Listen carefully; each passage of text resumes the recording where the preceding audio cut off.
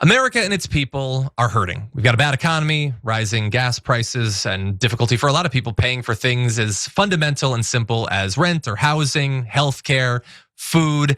And the American people have been wildly clear in polls about how furious about all of this that they are. So that's the status quo as we look towards midterms later this year.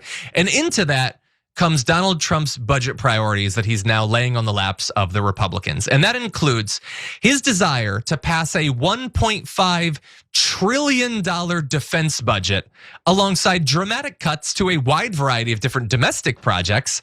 The plan would boost the Pentagon by 42%. We already spend more on defense than basically all of the other countries in the world combined, and they want to raise it in 1 year by 42%. And then they also want Congress to approve another $350 billion for military weapons and an expansion of the defense industrial base. And this accounting will never cease to amaze me. That we already spend $1 trillion on our military that doesn't pay for wars we start. It also evidently doesn't pay for the weapons because they need to raise it to nearly $2 trillion for weapons and whatever the hell defense industrial base is. I imagine that's literally just cutting checks for tens of billions of dollars to Raytheon and Lockheed Martin and Northrop Grumman and all of that. I don't even know at this point. I don't know what you could possibly be spending the money on. Now, obviously, they're going to argue that they're paying for some of this. But if you're going to be increasing the price of the defense budget, you need to cut other things. They're proposing a 10% cut to non-defense spending. Like everything the federal government does that isn't defense, they're going to cut 10% out of it.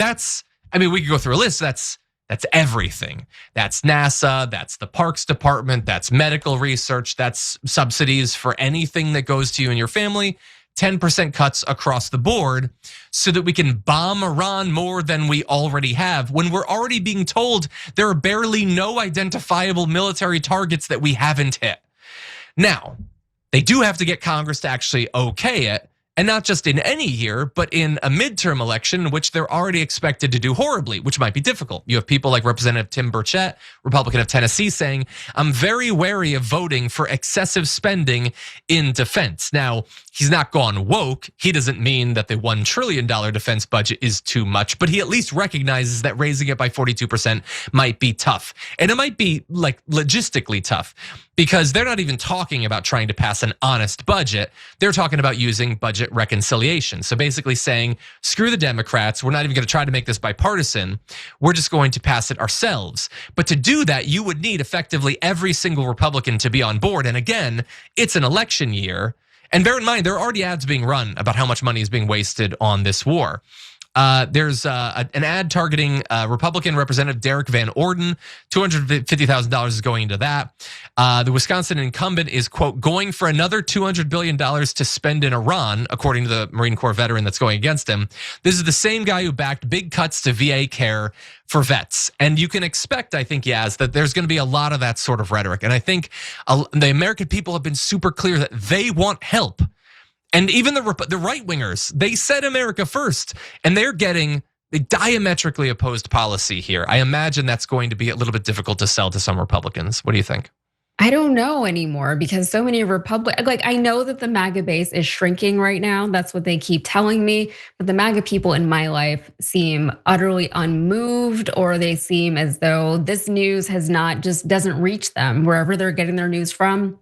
They're not hearing about these things, right? And if they do hear about it, they're not bothered by it seemingly, or if they are, they're not talking to me about it. And honestly, that would be understandable. But like the defense industrial base, first of all, I thought we were the Department of War now. I thought we didn't do defense anymore because we're like so macho now. We just have to fight people.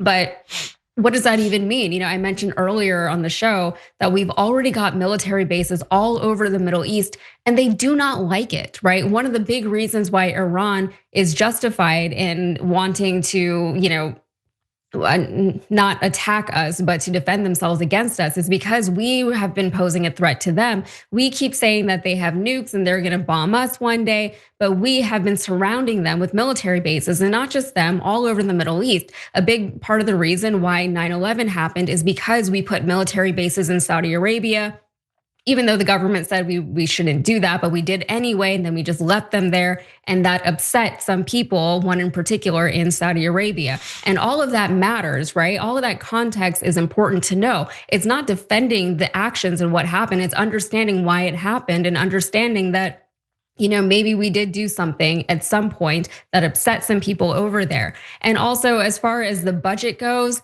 they want to do reconciliation because they can't even end this current partial shutdown that we're dealing with right now. This is now the longest partial shutdown in our history. I think it's 47 days now, something around there. Yeah. And it's a new record that we've hit, and they're nowhere near ending it, right? Like half of Congress has gone home for Easter, and they're like, oh, we'll figure it out when we get back. But there is no movement in any one way or another. Trump is saying to just end it, so we'll see what happens.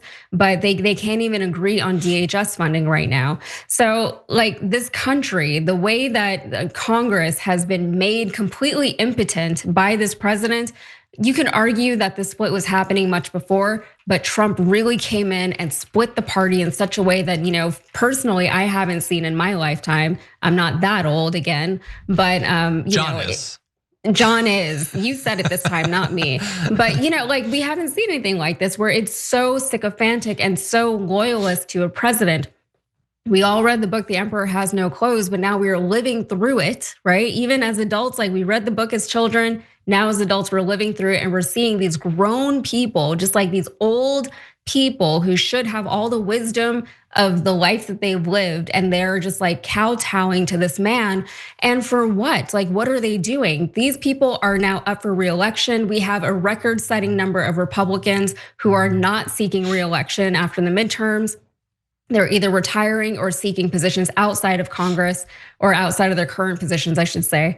And it's because they can see that the American people do not support what they're doing. The American people do not support any of what this administration is doing. They are not over water, as Harry Enton would say, on any issue, right? On any issue, right? Yeah. They're not above water. They're down like the Titanic.